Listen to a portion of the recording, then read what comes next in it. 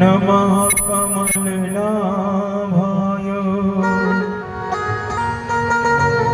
नमस्ते जलशायिने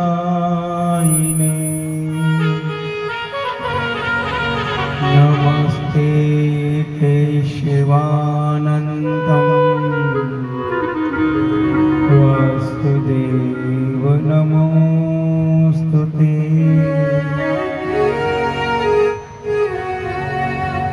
यं प्रव्रजन्तमनुपेत मुपेत कृत्या द्वैपायनो विरहका तरया जुहावा पुत्रेति तन्मयतया सर्वो विनेन्दु तं सर्वभूतहृदया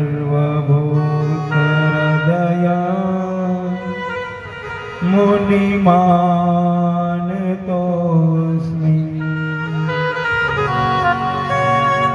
अखण्डमण्डलाकारं व्याप्तं येन चराचरं तत्पदं दर्शितं येन तस्मै श्री गुरुवे नमः। गजाननं भूतगणाधिसेवितं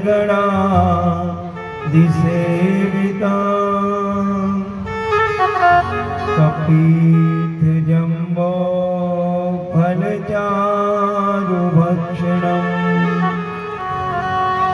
उमासुतं शोकविनाशकारकम्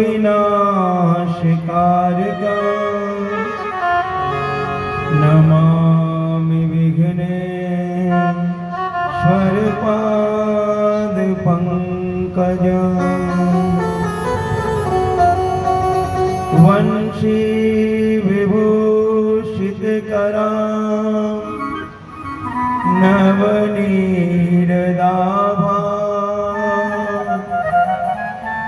पीताम्बरादरुणबिम्ब फलोदरोष्टां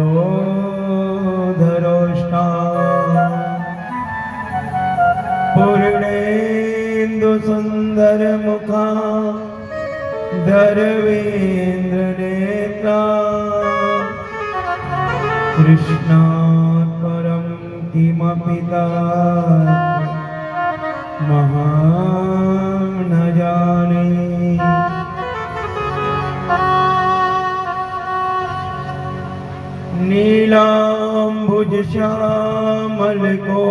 नीलाम्बुजश्यामलकोमलाङ्गं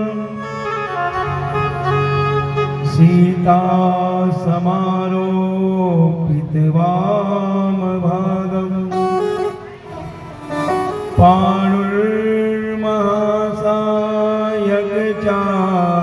पाणुर्महासायकचारुचापां नमामि रामं रघुवंशनाथं।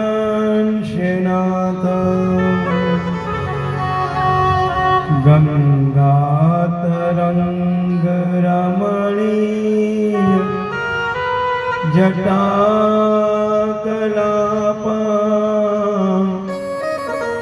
गौरीनिरन्तरविभो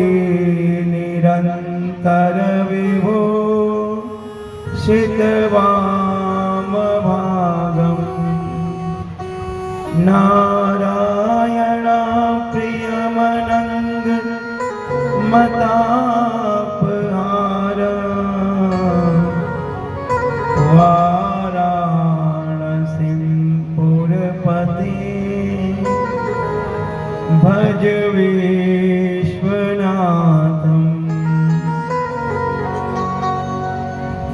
मनोजवं ऋतुतुल्यवेगा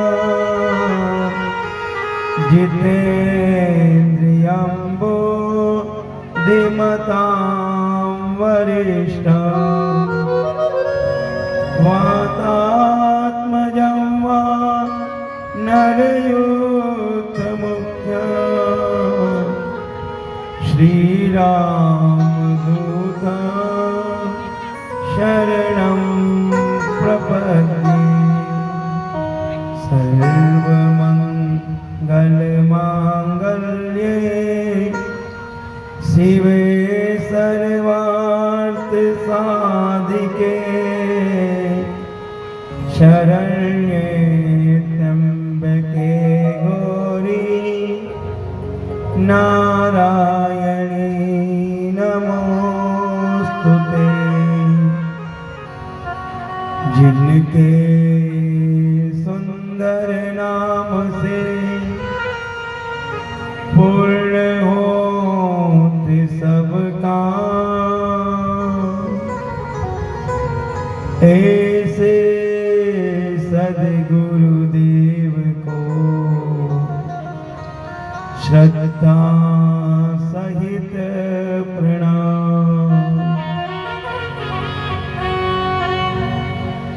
बोल अम्बे मात की जय हो, श्री श्री विद्याधाम की जय हो, विनायक भगवान की जय हो, शारदे मात की जय हो, भोलेनाथ भगवान की जय हो, भागवत महापुराण की जय हो, वेदव्यासी महाराज की जय हो, काशी सद्गुरुदेव भगवान की जय हो, पवन सुत हनुमान जी महाराज की जय हो।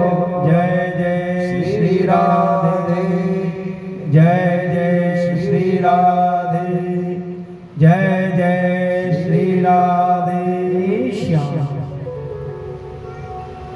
जय जय श्री राधा रमण, जय जय नवल किशोर, जय गोपी चित चोर प्रभु, जय जय माखन चोर। राधा मेरी स्वामिनी, मेरा दाजू को दान, जन्म जन्म मोहि दीजिए वृंदावन को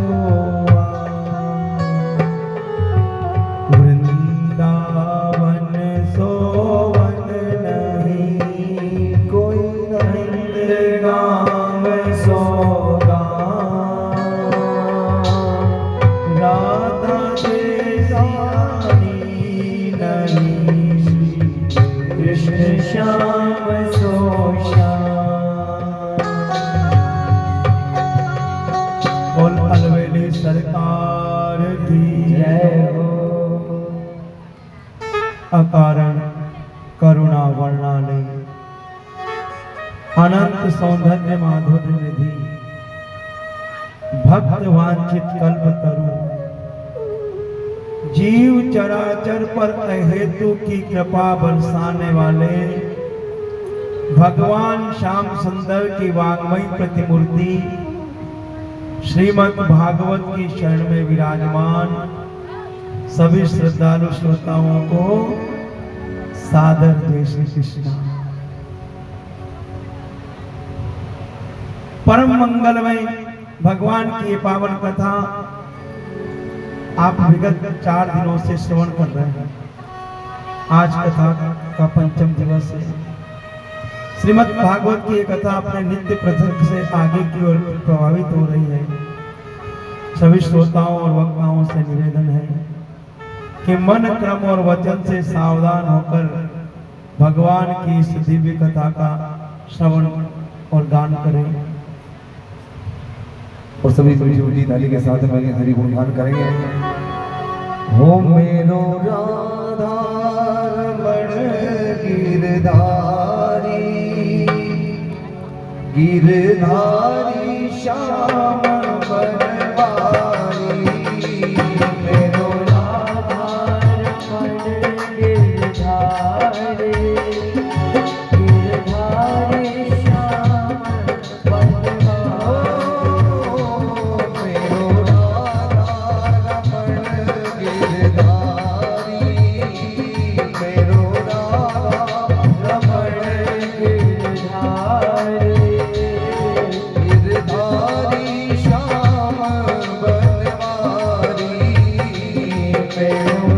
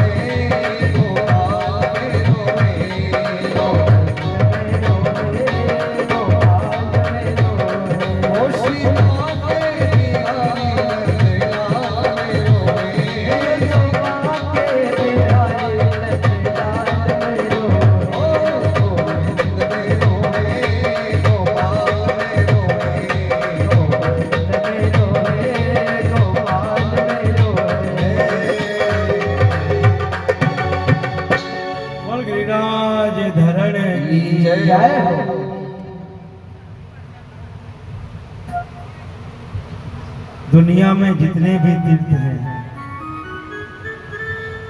उन सबकी अपनी अलग अलग महिमा है।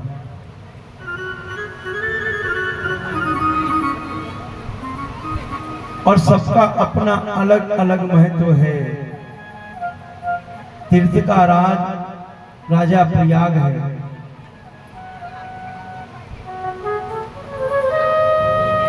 और पुष्कर को भी कुछ लोग तीर्थराज बताते हैं, लेकिन जिस तीर्थ की हम आज यहाँ चर्चा कर रहे हैं वो ना तो तीर्थों का राजा है और ना ही तीर्थों की सभी तीर्थों की उस तीर्थ में जाने से पूर्ति हो जाती है, ना ही किसी विशेष मास का महत्व है कि विशेष उस महीने में जाना चाहिए। सब तीर्थों की अपनी अपनी महिमा है, लेकिन गोवर्धन तो सब तीर्थों से प्यारा और सब तीर्थों से न्यारा है।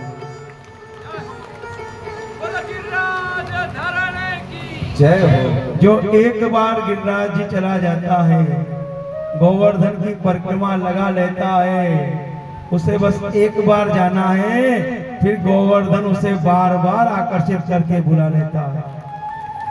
आप कहीं भी चले जाओ, सब तीर्थों की हम किसी की निंदा नहीं करते हैं, सब तीर्थ महान है, लेकिन आप जहां भी जाओगे थोड़ा बहुत तो मन करेगा कि अब एक बार देख लो, अब नहीं आना, ऐसा कभी हो जाता है। लेकिन आप गिरिराज जी जाओ, ब्रजमंडल में जाओ, तो एक बार क्या भले 100 बार चले जाओ, महीने के महीने जाओ, 7 दिन में 7 दिन के 7 दिन चले जाओ, लेकिन मन कभी भरता नहीं है गोवर्धन जाने से। क्यों?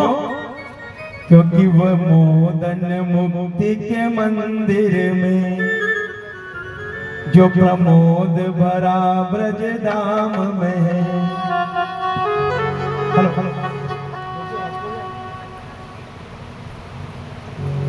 वह मोदन मुक्ति के मंदिर में जो प्रमोद भरा ब्रज धाम में, उतनी छविरास अनंत का जितनी छव सुंदर श्याम में। वह मोदन मुक्ति के मंदिर में जो प्रमोद भरा ब्रज धाम में, उतनी छविरास अनंत का जितनी छव सुंदर श्याम में। सस में न सुधा उदारस में, सस में न सरोज सुधारस में, न लला मलता हरे राम में। इतना सुख और कहीं भी नहीं जितना सुख राम के नाम में। उतना सुख और कहीं भी नहीं जितना सुख श्याम के नाम में। हरि नाम का पारस पास में, मत मंद गंवार न जान न पाए। हरि नाम का पारस पास में, मत मंद गंवार न जान न पायो। जगमात की धूल बटोरन में हीरा सो जन्म अमूल्य गवाए। जग मार्ग के धूल बटोरन में हीरे सो जन्म अमूल्य गवायो। चित्र लखान चरित्र सुना, चित्र लखान चरित्र सुना। वह सुंदर श्याम को माने क्या, वह सुंदर श्याम को माने क्या। मन में न बसा तेरे राम लला, मन में न बसा तेरे राम लला। मान किसी पर ठाने क्या, तो ठान किसी पर ठाने क्या। जिस बंदर ने इमली चढ़ी, वो जिस बंदर ने इमली चखी, वह साग सुधा पहचाने क्या। मन में न बसा तेरे राम लला, तो ठान किसी पर ठाने क्या।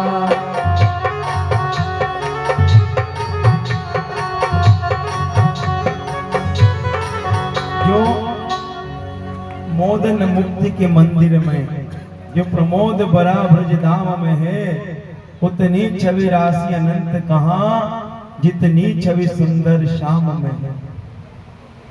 जो प्रमोद ब्रज मंडल में भरा हुआ है, इतना आनंद मुक्ति में भी नहीं है। मुक्ति कहे गोपाल से कि मेरी मुक्ति बताए, ब्रज रज उड़ मस्तक लगे तो मुक्ति मुक्त है जाए। मुक्ति भगवान से पूछती है कि मेरी मुक्ति बताओ, तो भगवान कहते हैं कि जब ब्रज की रज तेरे मस्तक पर लग जाए, समझ लेना उसी समय मुक्ति है। ब्रज में तीन बहुत महत्वपूर्ण है, ब्रज की रेणु, ब्रज की वेणु और ब्रज की धेनु। ब्रज की गाय, ब्रज की बांसुरी और ब्रज की रज, ब्रज की मिट्टी, ये तीनों बहुत महत्वपूर्ण और बहुत पवित्र है। वह मोदन मुक्ति के मंदिर में जो प्रमोद भरा ब्रज धाम में है, उतनी छवि राशि अनंत कहाँ, जितनी छवि सुंदर श्याम में है। शशि में न सरोज सुधा रस में न ललाम लता अभिराम में है, उतना सुख और कहीं भी नहीं, जितना सुख राम के नाम में है। हरि नाम का पारस पास में है, मति मंद गवार ने जान न पायो, और जग मार्ग की धूल बटोरन में हीरा सो जन्म अमूल्य गवायो। पारस मणि हमारे पास है, लेकिन फिर भी हम उसका महत्व नहीं जानते। किसी व्यक्ति को गुरु ने पारस मणि दे दी और कहा कि इस मणि से तू सोना बना सकता है, लोहे को स्पर्श करेगा तो लोहे का सोना बन जाएगा। वो पारस मणि को, धनवान तो पूर्व से ही था, पहले भी धनवान था, लेकिन पारस मणि जो दे दी गई तो उसने उसे बांध कर लटका दिया घर में और कहा कि सोना कितना होगा, घर में कितना लोहा है। अरे लोहा की कढ़ाई होगी, एक दो पांच सामान और होंगे, किसी के पास बाल्टी होगी, तगारी होगी, और क्या। तो इस थोड़े से लोहे को सोना बना लूंगा तो क्या होगा। फोन लगा दिया बंबई के बड़े लोहे के व्यापारी को और अपने दोनों पुत्रों को भेज दिया और कहा कि जाओ, हो सके जितना लोहा लेकर आओ ट्रकों से, रेलगाड़ी में। और गुरु ने अवसर दिया था 7 दिन का, तेरे पास समय 7 दिन का है। 3 दिन तो उन्होंने विचार में निकाल दिए और फिर लोहा बुलवाने के लिए ऑर्डर दिया। बेटे लेने गए, 3 दिन में ये पहुंचे और गाड़ियां लोड करवा दी गई। लेकिन देखो योग, समय भी आ गया, लोहा भी घर पर आ गया। और जब उसने वो डिबिया खोली जो गुरु ने दी थी, तब तक गुरुजी आ गए और गुरुजी ने वो डिबिया छीन ली और कहा कि तेरा समय समाप्त हो गया है, अब तू इस लोहे को पड़ा रहने दे। तो जब तक हम धन इकट्ठा करते हैं ना, व्यवस्थाएं जुटाते हैं, जब तक धन इकट्ठा करते हैं, व्यवस्थाएं जुटाते हैं, उसके बाद सोचते हैं कि दान पुण्य करेंगे, तब तक तो समय निकल जाता है और परम गुरु परमात्मा हमसे वो डिब्बी छीन लेता है। पारस के स्पर्श से कनक भगी तलवार, ये तीनों ना गए मार धार आकार। पारस के स्पर्श से तलवार को आपने सोना भी बना दिया ना, तो उसकी मार भी वही रहेगी, धार भी वही रहेगी और आकार भी वही रहेगा। चाहे गुरु भी मिल जाए, तब भी आप स्वयं प्रज्ञावान नहीं हो तो उसका मिलना ना मिलना भी बेकार हो जाए। जिस बंदर ने इमली ही चखी वे स्वाद सुधा पहचाने ही क्या, और जिसने कभी नाम सुना ही नहीं वे नाम के मर्म को जाने ही क्या। जिसने कभी भगवान के बारे में सुना ही नहीं, वो कैसे भगवान को जान सकता। किसी से भी प्रेम हो तो 2 कारण होते हैं, या तो उसको देखा हो और देखते ही मन को भा गया हो तो उससे प्रेम हो जाता है, और देखा नहीं है सिर्फ उसके बारे में सुना है तो सुन सुनकर भी प्रेम हो जाता है। लेकिन जिसने ना तो भगवान के बारे में कभी कथा सुनी, ना कभी भगवान के दर्शन करने कभी किसी तीर्थ में गया, तो बताओ भगवान का उससे प्रेम कैसे हो सकता है।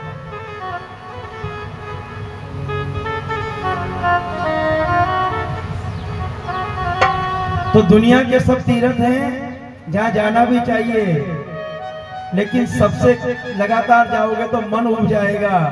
लेकिन गिरिराज जी, गोवर्धन जी ऐसा तीर्थ है जहां जितने जाओगे उतना जाने का मन करेगा। बोल गिरिराज महाराज की जय हो। ब्रजमंडल की आज कथा है और समूचा ब्रज भगवान की राजधानी है। भगवान गोविंद ने उस पवित्र भूमि पर जन्म लिया। मथुरा में उनका जन्म हुआ और जन्म के पश्चात गोकुल में उनको उनके पिताजी लेकर आए थे। कल आपने कृष्ण जन्म उत्सव का आनंद लिया, आज भी हम आनंद उत्सव मनाएंगे। भगवान का जहां जन्म हुआ वो नगरी मथुरा थी, और जहां योग माया का जन्म हुआ वो स्थान गोकुल था। और योग माया ने माखन मिश्री खाने के लिए गोकुल में जन्म लिया था, पर भगवान की लीला देखो कि योग माया को मथुरा में भेज दिया गया भगवान की लीला से। जिस बालिका को कंस ने अपने हाथों में लिया और पछाड़ कर मारना चाहता था तो उसके हाथ से छूट गई। नंद गोप गृह जाता यशोदा गर्भ संभवा ततस्तो नासिष्यामि विंध्याचल निवासिनी। और उसके हाथ से छूट गई और उससे कहने लगी, कंस तो मुझे क्या मारता है, तुझे मारने वाला तो गोकुल में पल्ला झूल रहा है।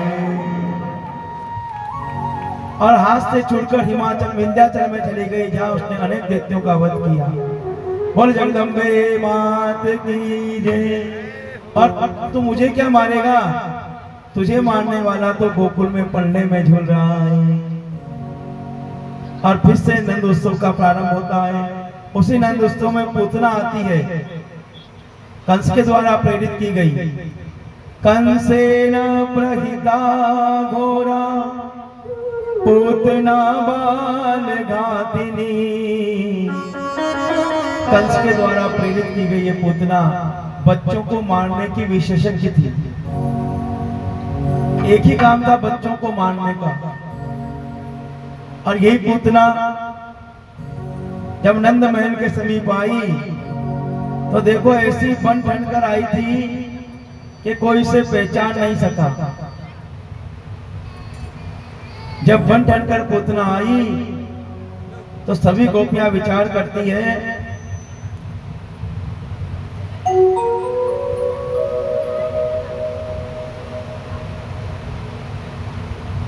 सभी गोपियां विचार करती है जी कौन गोपी है, जाको पहले कभी ब्रजमंडल में ना देखो जी, लगे मथुरा से आई है। पूछा किसी ने कि आप कहां से आई हो, आपको कभी देखा नहीं। वो कहने लगी तुम देखोगी कहां से, मैं तो बड़ी दूर से आई हूं। अरे भाषा तो ब्रज की बोल रही हो और दूर से कहां से आई है। अरे मैं तो लाला से मिलने के ताई आई हूं। लेकिन तू लाला के लगे का जी तो बता। कह रहे लाला के मौसे के काका के बुआ के बेटे की बेटी हूँ, और जान आते थे मैं यशोदा की बहन भई और लाला की मौसी भई। तो मौसी अपने भांजे को देखने के लिए आई है। गोपियां भोली भाली कहने लगी कि कोई दूर की रिश्तेदार होगी, जाने दो। और पूतना ने महल में प्रवेश कर लिया। महल में प्रवेश जैसे किया और भगवान की ओर देखा तो भगवान ने अपनी आंखें बंद कर ली। अब आंखें बंद करने के विषय में विद्वानों ने बहुत बड़ी बड़ी बातें लिखी है, बहुत सारी।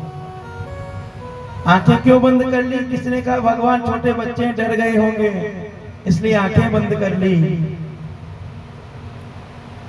फिर किसी महात्मा ने खंडन किया और दूसरी बात बताई, भगवान क्यों डरेंगे, भगवान तो काल के भी काल हैं। भगवान ने आंखें इसलिए बंद की कि भगवान कहते हैं कि मैं पूर्व जन्म में राम बना था और मैं मर्यादा पुरुषोत्तम था, फिर भी मुझे प्रथम स्त्री का वध करना पड़ा और अब की बार भी ये स्त्री के रूप में ही आई है और इसका वध मुझे करना पड़ेगा। इसलिए भगवान ने अपनी आंखें बंद कर दी। कुछ विद्वान फिर कहते हैं कि ऐसा भी नहीं है, भगवान ने अपनी आंखें इसलिए बंद की थी कि पूतना अपने स्तन में विष भर कर लाई थी और भगवान कहते हैं कि मेरा जन्म तो माखन मिश्री खाने के लिए हुआ है, जहर पीने की तो मुझे आदत नहीं है। जहर पीने की आदत तो भगवान भोलेनाथ को है, इसलिए भगवान भोलेनाथ का ध्यान कर रहे थे आंखें बंद कर।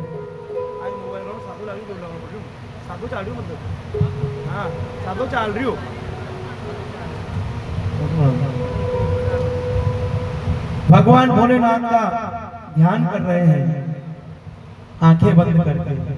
फिर दूसरे विद्वान कहते हैं कि ऐसा भी नहीं है, भगवान इसलिए ध्यान कर रहे हैं कि देखो ये मुझे जहर देने के लिए आई है, लेकिन फिर भी स्तनपान कराएगी, इसलिए मेरी माता बनेगी और माँ को मैं मारूंगा, ये तो अपराध हो जाएगा, इसलिए ये दुष्ट राक्षसी है, फिर भी मारकर इसे जलने की गति दूंगा।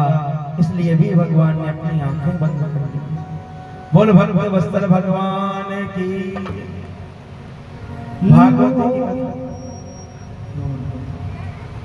भागवत जी की कथा परीक्षित जी को सुखदेव मुनि ने 7 रात और 7 दिन बिना रुके सुनाई थी, तब भी उनका मुक्ति हुई थी, कथा पूरी नहीं हुई थी। अपने तो 3 घंटे का समय है, उसमें फिर गाना बजाना अलग। और परीक्षित जी ना तो कोई हवन करियो ना उनका सुसरा जी कपड़ा लेना है, हमें तो सब कुछ करना पड़ता है ना लोक रीति के अनुसार, तो समय बहुत कम है। नहीं तो भागवत जी का एक विषय भी 7 दिन तक चले तो कम है, लेकिन अब सब लोगों के अनुसार करना ही पड़ता है ना। तो इस आंख बंद करने वाली घटना के ऊपर 24 महात्माओं का अपना अपना मत है। हमने तो 2-5 ही बताए ना आपको। तो इस प्रकार यदि कथा करो तो साल भर भी कथा चले तो पूरी नहीं होगी। पूतना ने भगवान को उठाया और बाहर लेकर चली गई। लो आ गई राक्षसी पूतना माया जाल बिछाने, और भगवान को लेकर चली गई और बाहर जाकर विशाल काय रूप धारण कर लिया। लो आ गई राक्षसी पूतना माया जाल बिछाने,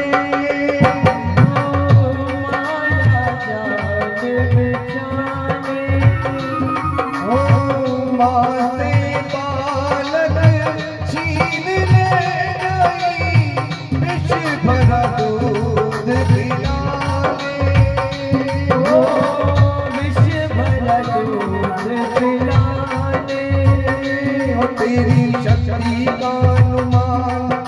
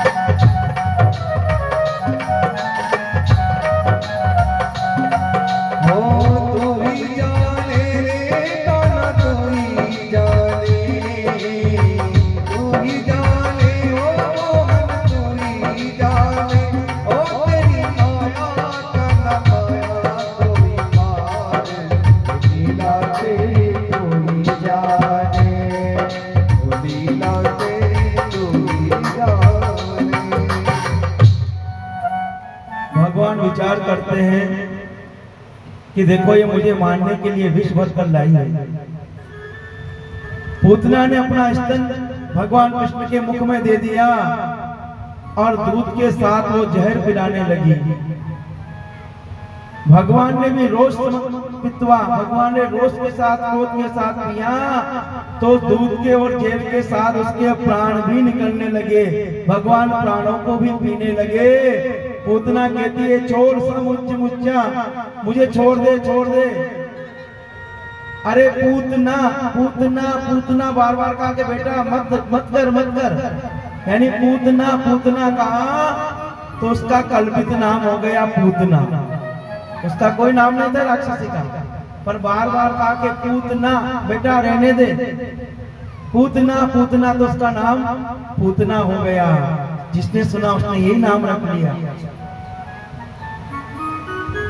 और भगवान कहते हैं कि मौसी हम या तो किसी को पकड़ते नहीं है और एक बार पकड़ लेते हैं तो फिर छोड़ते नहीं है। जो भगवान के सगुण रूप में एक बार रंग में रंग गया ना, उसे चाहे रोज सिखाओ और उस मार्ग को कभी छोड़ता नहीं। यही भगवान की लीला है। और ये पूतना धड़ाम से गिरी। बताते हैं कि 3 गुप्ती में इसका शरीर पड़ा। गुप्ती का अर्थ क्या है? संस्कृत की गणित भी अलग होती है। एक गुप्ती में 2 कोष होता है, 3 गुप्ती में 6 कोष, और 6 कोष में होता है 12 मील, और 12 मील का होता है 18 किलोमीटर। कितना बड़ा शरीर था पूतना का? 18 किलोमीटर का। और गोवर्धन से मथुरा कितने किलोमीटर है? 22-23 किलोमीटर। यानी इतना बड़ा शरीर था जो ब्रजमंडल के हजारों असंख्य वृक्षों को तोड़ते हुए नीचे गिरी, जिसकी हजारों चिताएं बनाई गई, काट काट कर अलग अलग चिताएं बनाई गई। ये पूतना कौन थी? कल की कथा प्रसंग में आपने सुना ना, बलि महाराज को छलने के लिए भगवान ने त्रिविक्रम रूप धारण किया तो बलि की कन्या रत्नमाला वहीं खड़ी हुई थी। उसने जैसे ही देखा कि भगवान का स्वरूप कितना छोटा सा है, उसके मन में इच्छा हुई कि भगवान को तो छाती से लगाकर दूध पिलाना चाहिए ऐसे छोटे बालक को तो। लेकिन जब भगवान ने विशाल रूप धारण किया और बलि को छल लिया तो वही रत्नमाला कहने लगी कि ऐसे दुष्ट बालक को तो दूध की जगह जहर पिलाना चाहिए। और भगवान ने उसी दिन कहा था कि तेरी दोनों इच्छा पूरी करूंगा। यही पूतना बनकर आई। आज भगवान ने इसका उद्धार कर दिया। अरे जननी की गति दई पूतना को दे, विश्व देने आई पर मुक्ति रे दे। जननी की गति दई पूतना को दे, विश्व देने आई पर मुक्ति रे दे। उन्हें स्वर्ग के दीवान, उन्हें स्वर्ग के दीवान, प्रेम नदिया की सदा उल्टी बहना।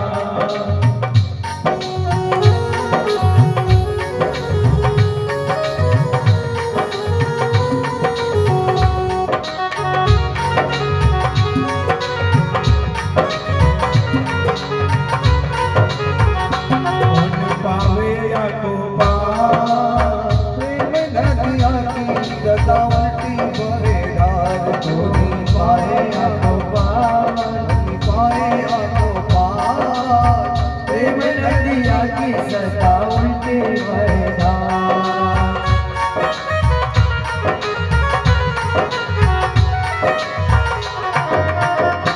बोल भगवत वत्सल भगवान की।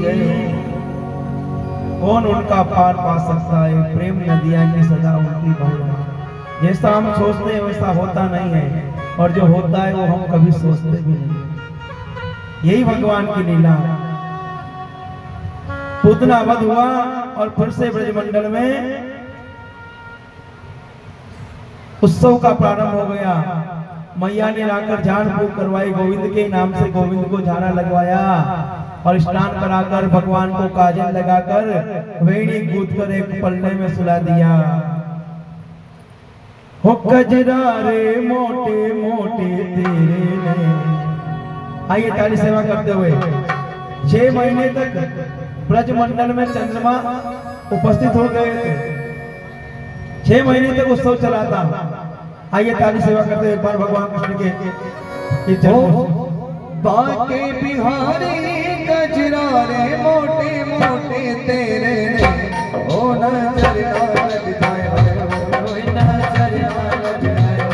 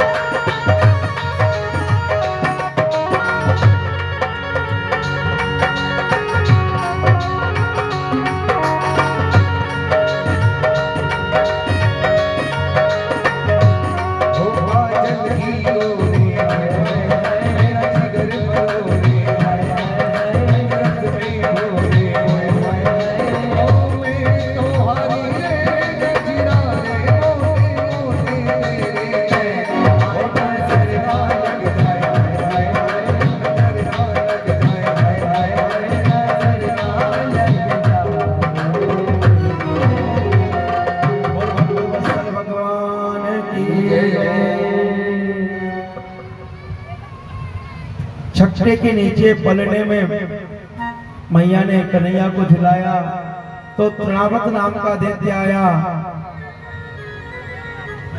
जेठ महीने में गोल गोल हवा चलती है ना, उसको तृणावत कहते हैं। अपन ने कहा उन्हें बबूलियो, तो उसके रूप में वो दैत्य आया और भगवान को अपने साथ उड़ा कर ले जाने लगा। तो भगवान ने उसका वही हवा में ही उद्धार कर दिया। बोल भक्त वत्सल भगवान की जय। फिर भगवान के नाम का अवसर आया। गर्गाचार्य जी ने भगवान का नाम रखा बलराम जी का, जिसमें बल की अधिकता है। जो पहले राम के साथ उत्पन्न हुआ था, इसलिए इसका नाम बलराम होगा। इसका संकर्षण किया गया, एक गर्भ से दूसरे गर्भ में डाला गया है, इसलिए इसका नाम संकर्षण भी होगा। बोल बलराम भगवान की जय। और कृष्ण धातु से बना हुआ शब्द है, जो दूसरा बालक है। कृष्ण यानी जो आकर्षित करे, अपनी ओर खींचे, उसे कहते हैं कृष्ण, इसलिए इसका नाम कृष्ण होगा। ये पीत वर्ण का और नील वर्ण का है, इसलिए इसका नाम दोनों को मिलाकर कृष्ण होगा। ये पहले वसुदेव जी का जन्मा है, इसलिए इसका नाम वासुदेव होगा। नामकरण संस्कार किया। नामकरण संस्कार 10 दिनों के बाद होता है। वैसे तो बालक का जन्म हुआ और हम पूछ लेते हैं, वो सिर्फ इसलिए पूछा जाता है कि खराब नक्षत्र हो तो उसका ध्यान रखा जाए। बाकी तो 10वें दिन के बाद, शुद्ध होने के बाद फिर ब्राह्मण के घर जाना चाहिए और ब्राह्मण देवता से या फिर अपने घर पर बुलाकर स्वस्ति वाचन और पूजन करवाएं गणपति जी का, और उसके बाद दक्षिणा दें और उनसे विनय करके अपने बालक का नाम पूछें। कितने विधान से नामकरण संस्कार होना चाहिए। भगवान का नामकरण संस्कार हुआ। लोग कहते हैं कि नाम से क्या होता है, जो भी नाम है वो ठीक है, लेकिन नाम भी यदि भगवान के नाम के ऊपर रखा जाए तो वो उद्धार करने वाला होगा। जैसे अजामिल ने अपने बेटे का नाम नारायण रख दिया, तो उसे पुकारने से ही भगवान प्रसन्न हो गए। इसलिए अपने बेटे का नाम भी भगवान के नाम पर हो तो बहुत अच्छी बात है।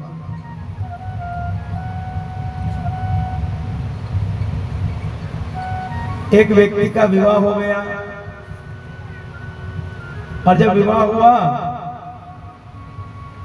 तो उसकी पत्नी ने उससे कहा कि और सब तो ठीक है, पर आपको नाम हो को नहीं, नाम बदल लो। उसका नाम था छेदीलाल। छेदीलाल नाम था, तो के नाम बदल लो। उसने कहा नाम तो बदल लो देवी, पर इसका कोई विधान होता होगा। जैसे हमारे यहाँ जिस नक्षत्र में नाम आता है, जिस चरण पे आता है, उस हिसाब से नाम रखते हैं। तो नाम बदलो तो फिर पंडित जी के पास जाऊंगा और वही चरण आएगा, वही समय बताऊंगा, तो वही नाम रखा जाएगा। जब वही नाम रहेगा ना, तो फिर मतलब क्या बदलवाने से।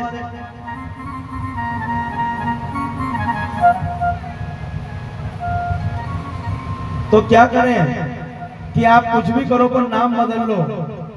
तो उसने कहा नाम बदलूंगा तो धर्म बदलना पड़ेगा। और ये सब सोचना एक बार लिख लो आप, आखिरी में दीजिए, बार बार कथा में डिस्टर्ब हो।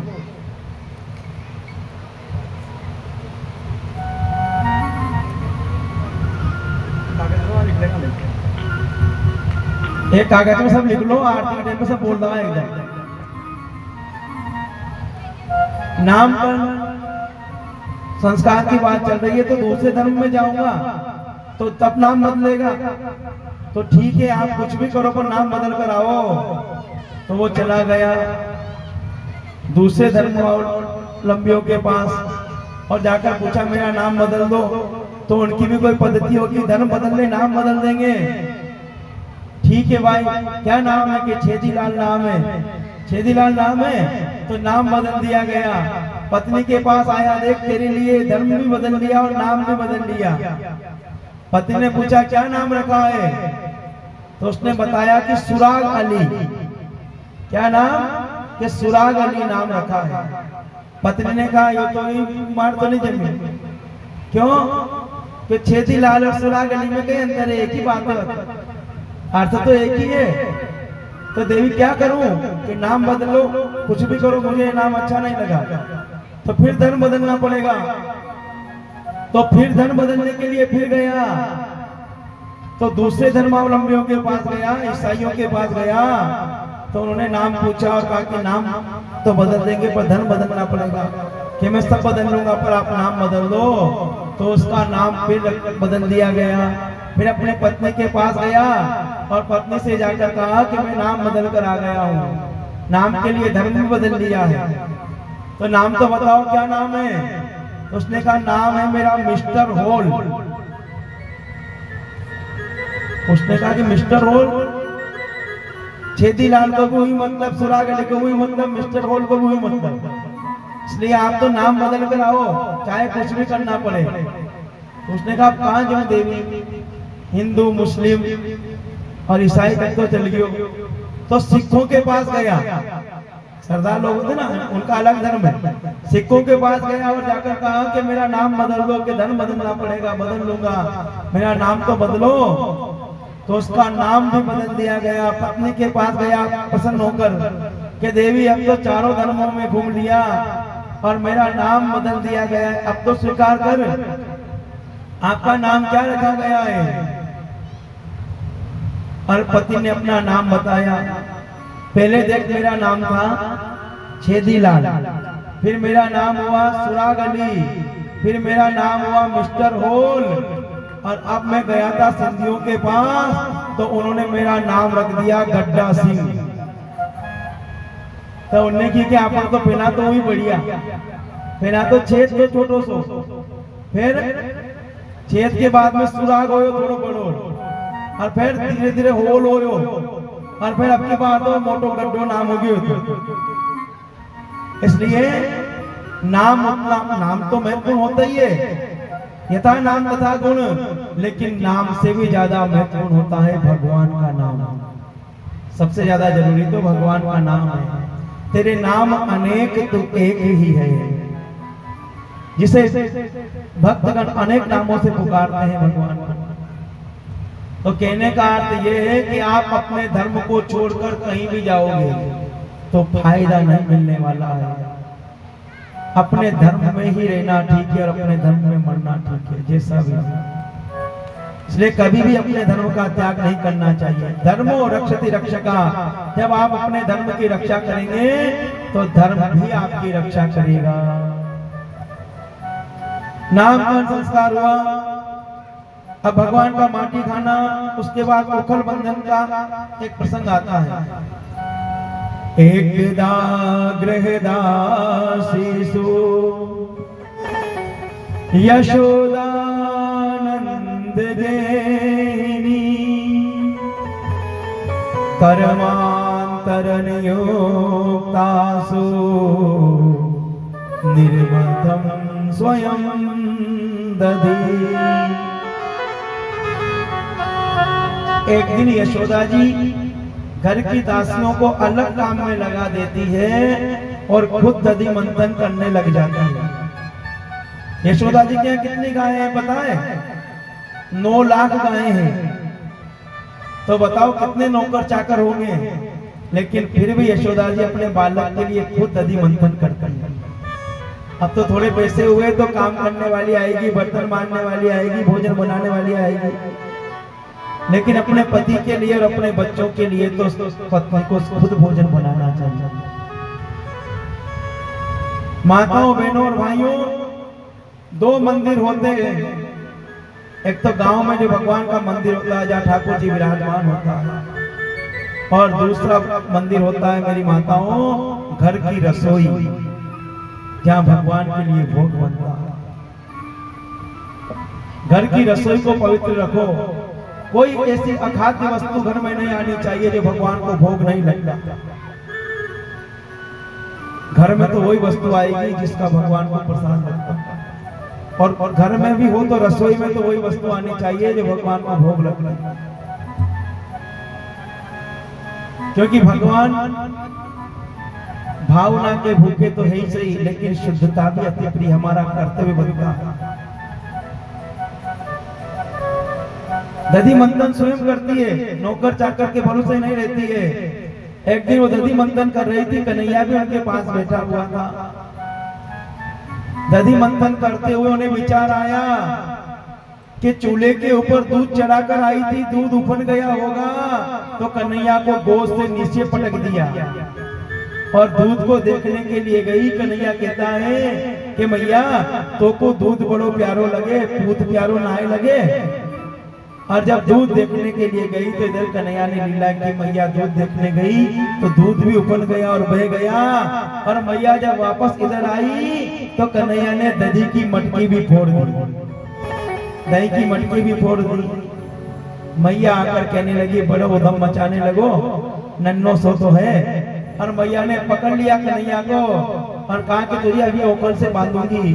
कन्हैया ने पूरे आंगन में, कच्चा आंगन था, माखन ही माखन कर दिया। मैया उसे बांधने का प्रयास करती है और एक रस्सी लेकर आती है। हो मैया जितना बांधती कस्ती, छोटी पड़ जाती थी रस्सी। क्यों? क्योंकि भगवान तो प्रेम के बंधन में बंधते हैं, रस्सी के बंधन में बंधने वाले नहीं है। मैया जितना बांधत कस्ती, छोटी पड़ जाती थी रस्सी। जितना बांधत कस्ती, छोटी पड़ जाती थी रस्सी। मैया जितना बांधत कस्ती, छोटी पड़ जाती थी रस्सी। वो तो खींच खींच रस्सी को गई हार। लीला तेरी तू जाने, तेरी माया का न पाया कोई पार। लीला तेरी तू जाने, ओ तेरी माया का न पाया कोई पार। लीला तेरी तू जाने। ओ तू ही जाने रे मोहन, तू ही जाने। तू ही जाने हो श्याम, तू ही जाने। वो सारी दुनिया के श्री जनहार। लीला तेरी तू ही जाने, ओ तेरी माया का न पाया कोई पार। लीला तेरी तू ही जाने। लीला तेरी तू ही जाने। बोल भक्त वत्सल भगवान की जय। लेकिन मैया जब परेशान हो गई तो भगवान फिर उकल में बंध गए और उस उकल को लेकर मैया अन्य कार्य में लगी तो भगवान अपने आंगन में आ गए। आंगन में दो पेड़ थे, यमला अर्जुन, उन दोनों के बीच में उन्होंने उकल को बसा लिया और जोर से खींचा तो दोनों पेड़ धड़ाम से गिर गए और उनमें से दो दिव्य पुरुष प्रकट हुए। और गोप वालों ने देखा, मैया से कहा, मैया तेरो लाला तो बड़ो चमत्कारी है, जाने दो पेड़ गिरा दिए और बिन में से दो महान दिव्य पुरुष निकले जो आसमान में चले गए। लाला से आकर मैया ने पूछा, क्यों लाला जी सही कह रहे? नहीं मैया, ये तो झूठ बोले। ये दोनों कौन थे? कुबेर के पुत्र थे, मणिग्रीव और नल कुबेर। दोनों एक बार समुद्र जलाशय में जल क्रीड़ा कर रहे थे। नारद जी वहां से निकले तो दोनों नग्न खड़े उनके सामने खड़े हुए थे। नारद जी ने श्राप दिया कि तुम किसी का सम्मान नहीं करते हो, पेड़ की तरह खड़े हुए हो, जाओ तुम पेड़ बन जाना। फिर कुबेर के साथ इन दोनों ने प्रार्थना की तो नारद जी ने कहा कि पेड़ तो बनना पर ब्रज मंडल में बनना, जो कन्हैया तुम्हारा उद्धार कर देगा। और भगवान के आंगन में खड़े हुए थे इसलिए भगवान ने उद्धार कर दिया। बोल भक्त वत्सल भगवान की जय। तभी तो रसखान जी ने कहा है कि पेड़ बनूं तो ब्रज मंडल का, पशु पक्षी भी बनूं तो ब्रज मंडल का, हर चरु नित्य गौ की धेनु मजारन, भगवान की गाय बनूं तो ब्रज मंडल की बनूं ताकि उनके साथ भ्रमण कर सकूं। यमला अर्जुन की मुक्ति के बाद माखन चोरी की लीला आती है। भगवान अब थोड़े बड़े हो गए हैं, भगवान ने एक मंडली बनाई है, माखन चोर मंडली। तंसुका से कहते हैं भगवान के तंसुका तो हमारी मंडली का अध्यक्ष है, तंसुका कहते हैं मंडली का नाम तो बताओ। भागवत सेवा समिति के, यज्ञ सेवा समिति के नाम तो होगा। भगवान कृष्ण ने कहा कि माखन चोर समिति नाम है इसका। नाय मैं जैसी मंडली को सदस्य नाय बनूं। अरे सदस्य नहीं, अध्यक्ष बना रहे हैं तुझे। मैं नहीं बनूंगा, मैं चोरी नहीं करूंगा। भगवान ने कहा ठीक है मत कर। और भगवान जब माखन चोरी करने के लिए गोपी के घर गए, गोपी साकर लगाकर गई हुई थी और भगवान ने निश्चय किया कि साकर खोल के माखन चोरी करनी है। भगवान एक के ऊपर एक चढ़ते गए, ऊपर कन्हैया चढ़ा और साकर खोल ली। तंसुका जाएगा, 10 बालक खेल रहे हो और एक बालक को यदि नहीं खिला रहे हो तो वो जाएगा थोड़ी घर, वो उनके साथ ही रहेगा, अलग अलग रहेगा। तो तंसुका एक पेड़ के पीछे छुप कर देख रहा था। अब कन्हैया को गोपी ने पकड़ लिया। क्यों ने कन्हैया तो चोरी करता है। वो कहने लगा देख गोपी, हम छोटे छोटे बालक हैं, तेरा द्वार कितना ऊंचा है और साकर लगा रखी है, हमसे थोड़ी ना खुलेगी। हम सब में सबसे बड़ा है तंसुका और वो देख वो पेड़ के पीछे छुपो हुए है और बाने सागर खोली। अब तंसुका की अच्छी कुटाई करवा दी भगवान ने। तो तंसुका कहता है कन्हैया जो तेरे साथ नहीं रहता है उसकी यही दुर्दशा होती है। आज से मैं भी तेरी मंडली में शामिल हूँ। रोज नई लीला करते हैं। ललिता नाम की गोपी है, वो कहती है कि आज मेरे घर में चोरी करके बता दो कन्हैया। कन्हैया कहता है ठीक है आज तेरे घर में चोरी करेंगे।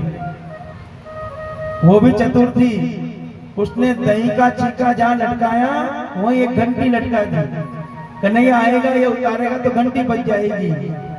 और कन्हैया जैसे गया और माखन उतारने लगा और घंटी की तरफ देखा तो भगवान ने कहा कि घंटी बजना मत, नहीं तो आज के बाद नहीं बजेगी, और नहीं बजी तो हमेशा मेरे भोजन के समय बजेगी।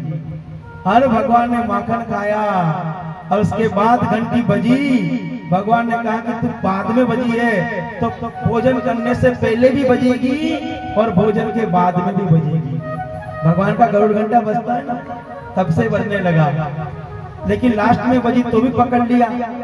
ललिता नाम की गोपी ने भगवान को पकड़ लिया और पकड़ कर कहने लगी आज तेरी शिकायत में यशोदा जी से जाकर करूंगी। हाथ पकड़े हुए जा रही है गोपी और कन्हैया कहता है देख बड़ी देर हो गई, मैं बड़े घर का बालक हूँ और सब लोग देखेंगे तो इज्जत खराब होगी।